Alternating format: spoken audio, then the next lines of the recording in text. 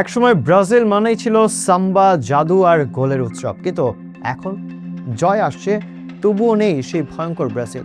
তাহলে কি সত্যি নেইমারের সঙ্গেই হারিয়ে গিয়েছে সেলেসাওদের সেই পুরনো ছন্দ?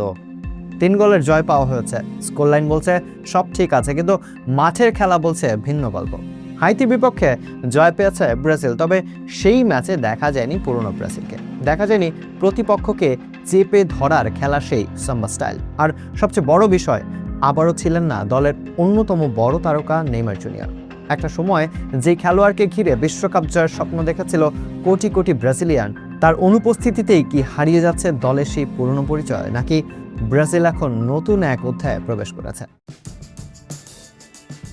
হাইতির বিপক্ষে 3-0 গোলের জয় ফলাফল দেখলে মনে হতে পারে ব্রাজিল দারুণ ছন্দে আছে, কিন্তু ম্যাচের পুরো 90 মিনিটের চিত্র ছিল অনেকটাই ভিন্ন। বল দখল, আক্রমণ কিংবা গোলের সুযোগ সবই ছিল, কিন্তু ছিল না সেই ফ্লেয়ার, ছিল না সেই ক্রিয়েটিভিটি যেটা একসময় ব্রাজিলের ট্রেডমার্ক ছিল। একটা সময় মাঠে নামলেই প্রতিপক্ষের ডিফেন্ডারদের মধ্যে আতঙ্ক ছড়িয়ে দিতেন নেইমার। ড্রিবল, থ্রু পাস কিংবা হঠাৎ করে ম্যাচের মোড় ঘুরিয়ে দেওয়ার ক্ষমতা সবকিছু যেন ছিল তার পায়ে। কিন্তু দীর্ঘদিন ধরে ইনজুরি আর ফিটনেস সমস্যার কারণে নিয়মিত মাঠের বাইরে রয়েছেন এই তারকা, আর সেখানেই দেখা দিয়েছে বড় প্রশ্ন। আচ্ছা, নেইমারের পর কে?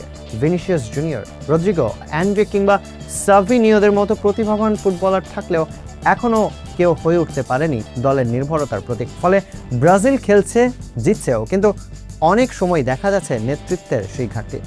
বিশ্লেষকদের মতে বর্তমান ব্রাজিল দলে প্রতিভার অভাব নেই, কিন্তু নেই সেই একজন প্লেমেকার যে চাপের মুহূর্তে পুরো দলের ছন্দ বদলে দিতে পারে।